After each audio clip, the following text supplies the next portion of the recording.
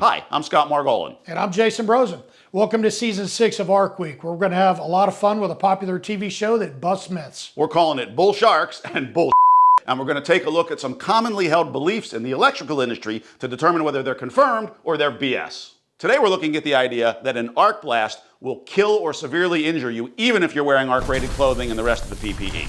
Who needs arc-rated clothing when the blast will kill you? Let's go to the lab and find out. Let's go.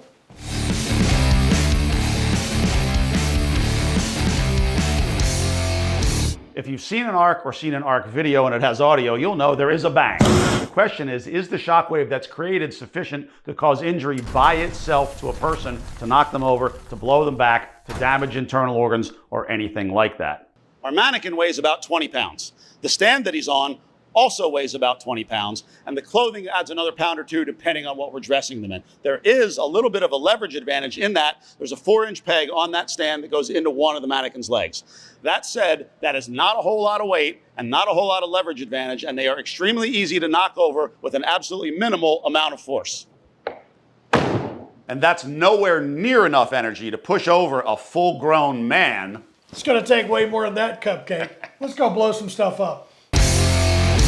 We're going to put 4 mannequins in harm's way at ever-increasing arc incident energies, and we'll ask you to take a close look at what happens to the mannequin, if anything, as a result of the arc blast. Let's roll tape.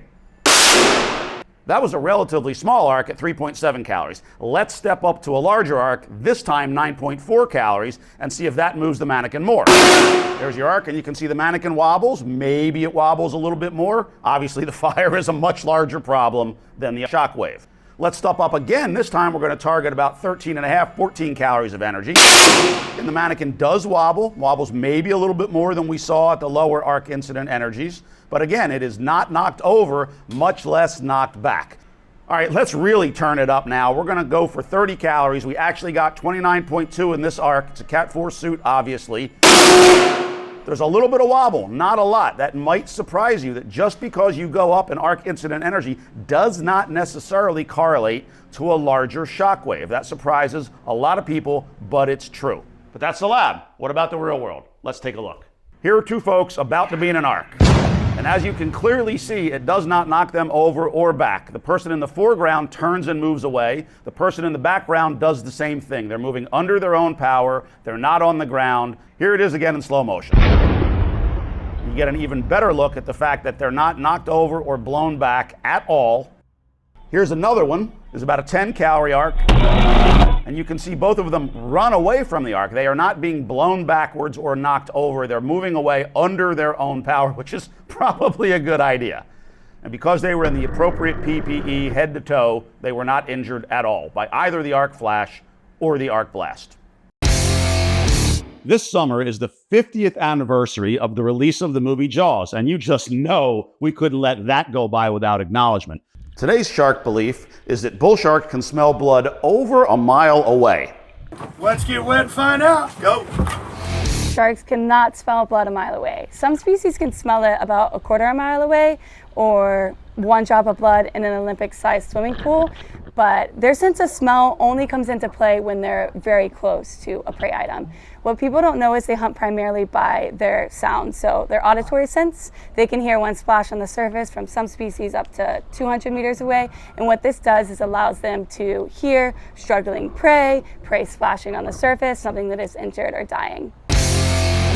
Hey, look, video's great, but I'm an arc flash survivor that spent 2 weeks in ICU.